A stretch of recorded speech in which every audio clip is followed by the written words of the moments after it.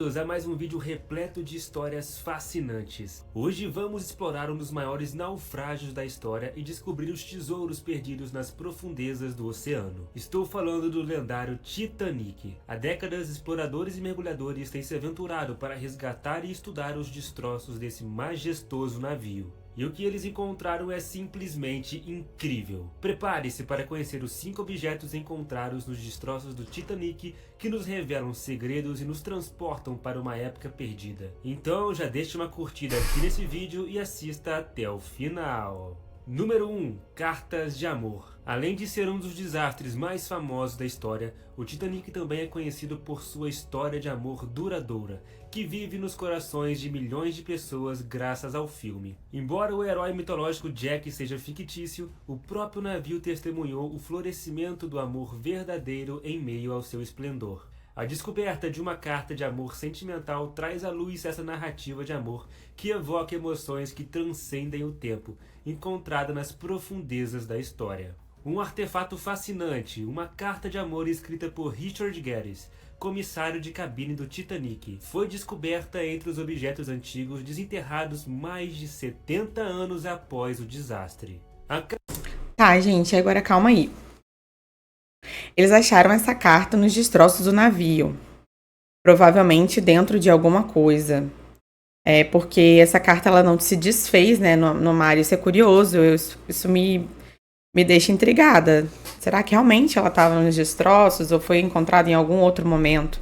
Né, porque uma carta feita de papel, como é que não vai desfazer? Eu acho que papel é uma das primeiras coisas que desfaz na água, né? É muito delicado, é muito sensível. Curioso eles conseguirem recuperar essa carta de amor do fundo do oceano, né? Dos destroços do navio. Muito estranho isso. Carta escrita em papel timbrado oficial do navio e contida em seu envelope original da White Star Line, capturou perfeitamente o profundo amor de Richard por sua esposa. A carta de amor continha informações pessoais conhecidas apenas por aqueles que viajaram no Titanic. Além das palavras de amor, Richard descreveu um incidente ocorrido em 10 de abril, poucos dias antes do trágico encontro com o iceberg. Olha, O navio transatlântico luxuoso esteve perigosamente perto de um acidente e escapou por pouco da destruição total. gente, então a tragédia já estava anunciada faz tempo, né? Eu amo, não sei vocês, mas eu amo essas coisas, sabe, de exploração, de achar coisas antigas. Eu fico me imaginando, sabe, naquele local, naquele momento, como que era a situação. Então, eu adoro entrar em casa antiga, adoro casa antiga por conta disso, porque eu gosto de entrar nos corredores e me imaginar naquele momento da história, sabe? Me teletransportar, mesmo que na imaginação. A propulsão vigorosa das hélices do Titanic rompeu os cabos de aço do rebocador, colocando ambos os navios em iminente perigo de colisão. Somente a Caramba! rápida decisão do Capitão Smith de enviar um rebocador para afastar o Titanic evitou o desastre. As palavras de Richard refletiram o sentimento geral dos passageiros, que viram esse quase acidente como um presságio preocupante.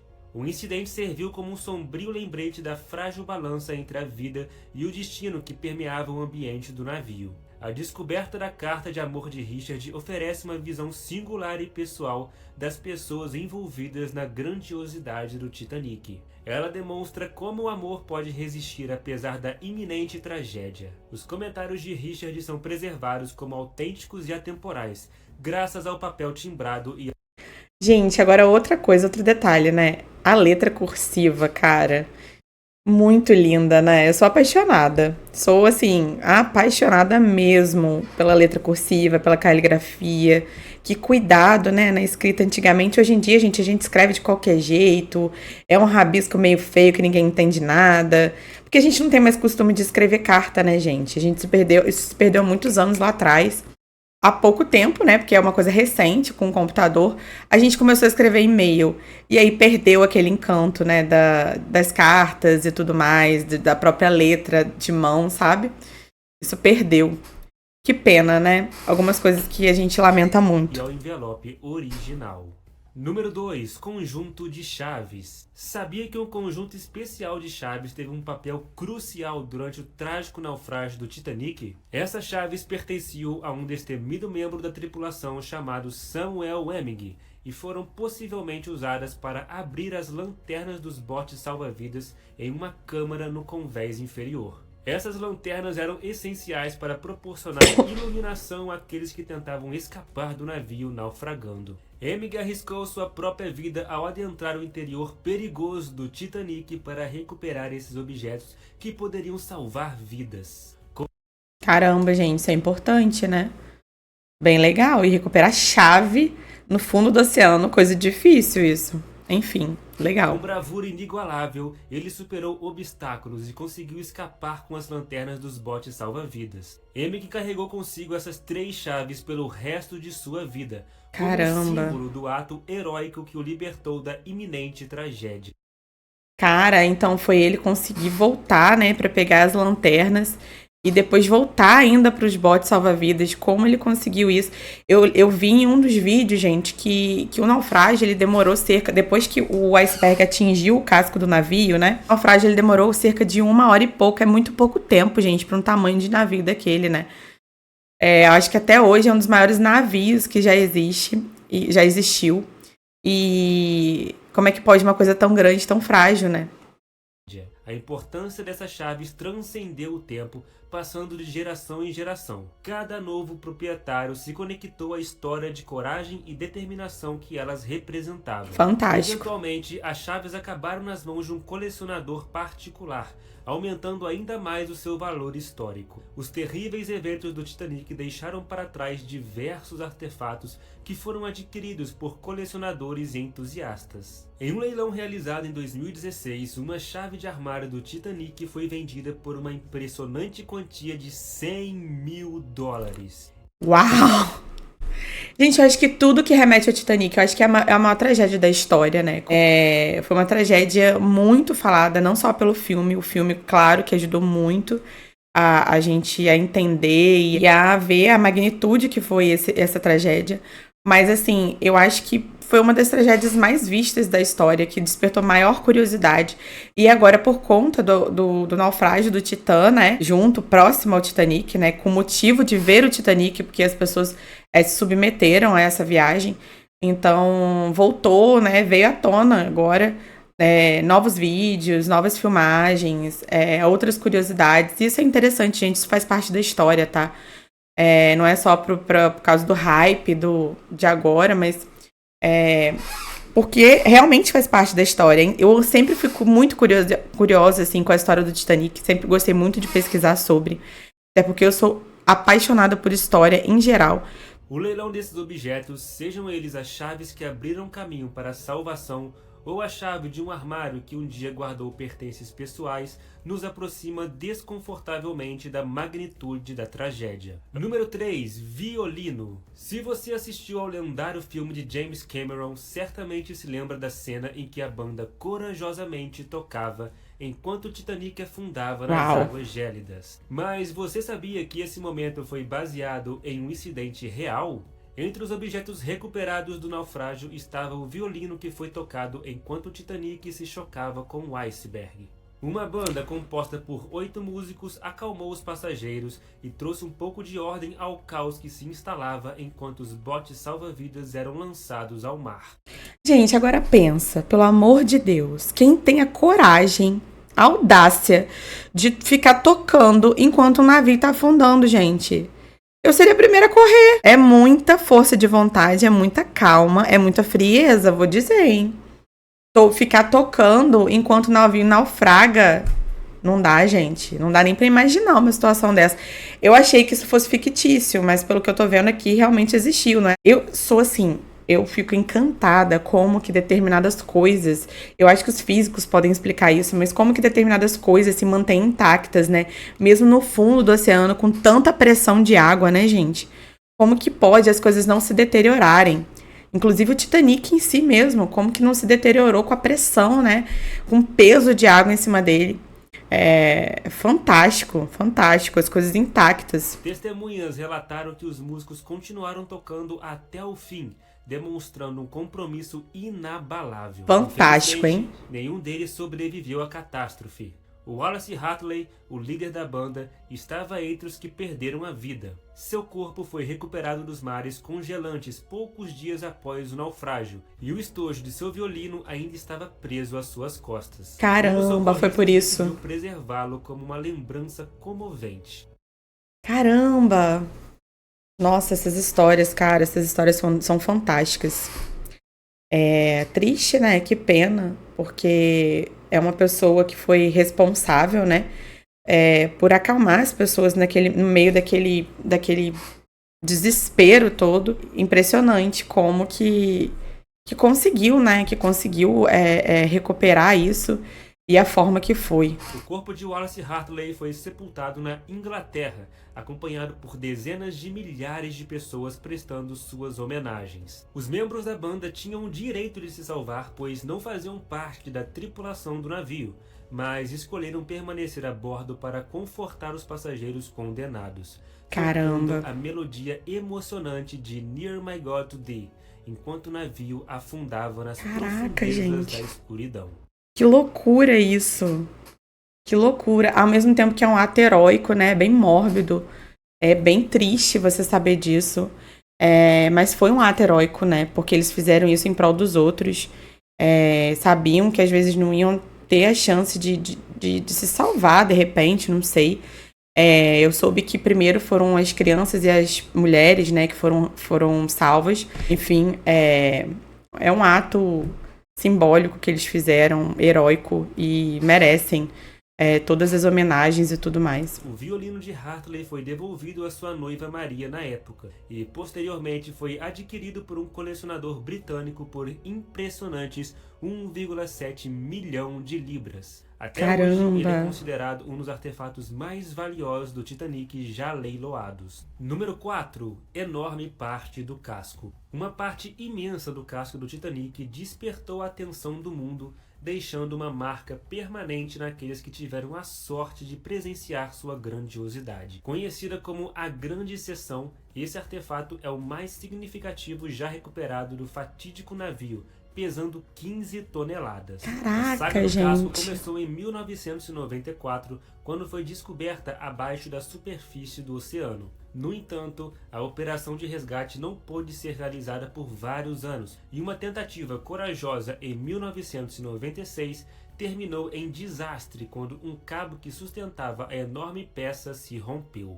No entanto, a esperança persistiu e o casco foi finalmente resgatado em 1998. Esse incrível fragmento do casco, recuperado do lado estibordo do navio, testemunha o catastrófico encontro do Titanic com os elementos implacáveis da natureza. Suas janelas ainda guardavam fragmentos de vidro presos no tempo, inspirando admiração e assombro. Ficar diante desse casco gigante é como estar do lado do próprio Titanic, deixando os visitantes atônitos. Aqueles que têm a honra de experimentar esse magnífico artefato em primeira mão frequentemente são tocados pela emoção, enquanto o peso da história e a magnitude da tragédia se abatem sobre eles. É como se o próprio espírito do Titanic estivesse impregnado em suas estruturas, criando um vínculo indissolúvel entre o passado e o presente. Com a visão desse casco, o Titanic transcende o status de mito e se torna uma realidade palpável. Sua influência sobre os...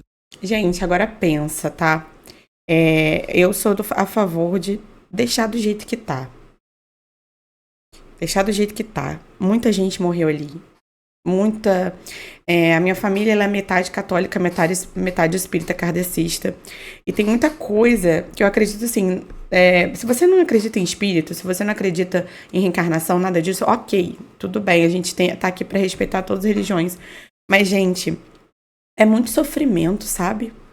São muitas vidas ali. Então, eu acredito assim que mesmo a pessoa não acreditando em espírito e tudo mais, eu acho que a pessoa tem que acreditar que energia existe, tá?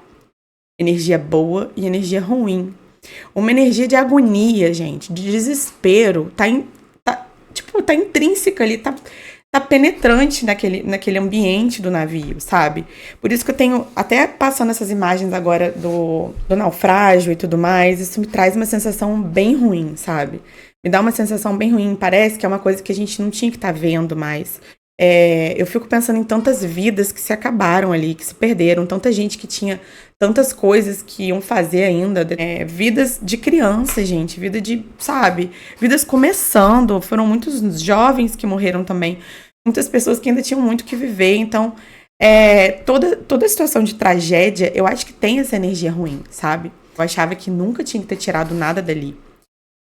Pra mim, aquilo ali é um cemitério tá no fundo do oceano, que tem muitas vidas ali, sabe? Por mais que a gente não veja, porque eu acho que a partir do momento, né, eu não entendo de física, mas a partir do momento que você afunda junto com o navio, eu acredito que seu corpo se esmaga, tipo aquelas prensas hidráulicas mesmo, você é esmagado com a pressão da água, né? Por isso que a gente não vê corpos no fundo do oceano. A gente só vê o resquício de roupas e sapatos porque os corpos eles foram esmagados pela pressão da água, tá, gente? Então é muito triste, E a gente fazer esse circo todo em volta disso, sabe? Eu acho que é muito mórbido, é muita falta de respeito, sabe? As pessoas têm que respeitar, têm que entender que aquilo é pra ficar ali, não é pra mexer, sabe? Não é pra mexer, muita gente morreu ali, muita história ali, muita vida que se perdeu. É muita tristeza, são muitas famílias que perderam entes queridos, sabe? O visitante da exposição é evidente, enquanto eles permanecem em silêncio nas salas de observação, fascinados por sua presença. Esse fragmento maciço age como um portal do tempo, permitindo-nos vislumbrar a essência do navio e compreender a magnitude dos eventos que ocorreram naquela fatídica noite. Número 5. Cartola. Entre a variedade de objetos pessoais recuperados pelos mergulhadores do destroço do Titanic, encontra-se uma elegante cartola. Esse chapéu foi descoberto em 1993, rodeado pelos destroços do navio no fundo do oceano, e surpreendentemente manteve-se bem preservado ao longo do tempo. Sua condição exemplifica a durabilidade dos materiais utilizados na época. Com certeza. Uma visão da moda daquela era. Embora a identidade do proprietário do chapéu permaneça desconhecida, a sua importância não deve ser subestimada. Os homens usavam cartola como um símbolo de elegância e sofisticação naquele período, sendo uma escolha comum de acessório. É intrigante pensar na pessoa que costumava usar esse chapéu específico, considerando que havia centenas de homens a bordo do Titanic, qualquer um dos quais poderia tê-lo utilizado. A incerteza em torno do dono do chapéu serve como um lembrete das inúmeras vidas perdidas naquela trágica noite. Cada item resgatado dos destroços age como um elo tangível com as pessoas que embarcaram no fatídico navio. A tristeza coletiva e as experiências interrompidas tragicamente são representadas por esse chapéu, pois refletimos sobre a jornada que ele percorreu desde a sua criação na moda até seu repouso final no fundo do oceano. É isso, se você gostou desse... Gente, agora vamos falar.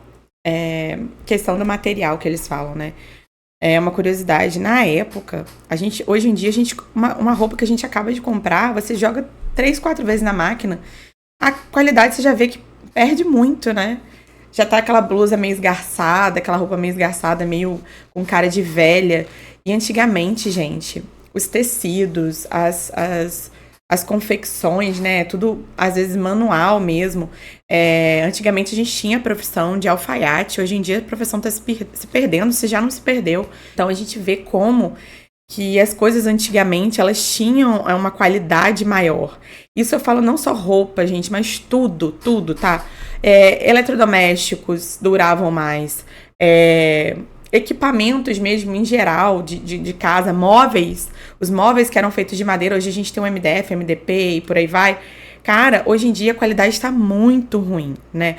Eu acho que reflete um pouco dessa coisa imediatista do ser humano hoje. A gente não se apega muito às coisas, a gente logo quer trocar de acordo com a moda e as coisas vão se perdendo, então não tem necessidade daquilo durar muito. Eu acredito que seja isso também. E daqui a pouco já sabe que a pessoa vai querer trocar aquilo, vai querer vender, vai querer dar para comprar uma coisa nova. E já as coisas, o valor das coisas antigamente era, sabe, era de qualidade mesmo. Os materiais eram de qualidade, as coisas, os eletrodomésticos tinham qualidade, duravam uma vida. Você vê, essa cartola, ela foi parar no fundo do oceano, ficou lá por muitos anos e acabou sendo recuperada praticamente intacta, gente. Isso é fantástico, né? E hoje a gente já não tem mais isso, né? Isso, um chapéu de hoje em dia no fundo do oceano ia acabar em dias, provavelmente. Muito rápido, né? Em relação ao que a gente tinha antigamente, a qualidade das coisas de antigamente. Adorei esse vídeo, fantástico, muito interessante conhecer as coisas que foram recuperadas. Eu sei que tem muito mais coisa. E foi muito bom reagir esse pequeno trecho, assim, de vídeo com vocês. A gente sabe que é um vídeo pequeno. Gostaria de ver muito mais coisa, mas valeu a pena, né?